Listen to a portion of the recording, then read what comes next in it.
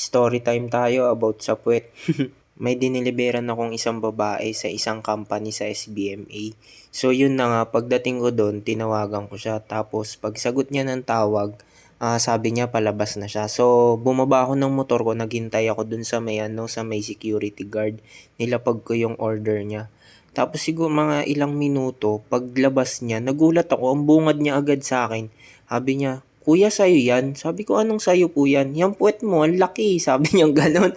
So, nabigla ako dun sa tanong niya. Sabi ko, "Opo, sabi ko sa akin yan."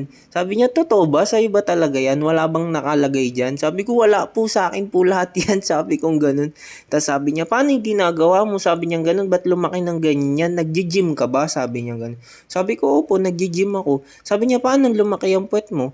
Ang sinabi ko na lang, nag-i-squat ako, pero ang totoo, sadyang ganyan na talaga yan. Na nabiyayaan lang. So yun, sinabi ko na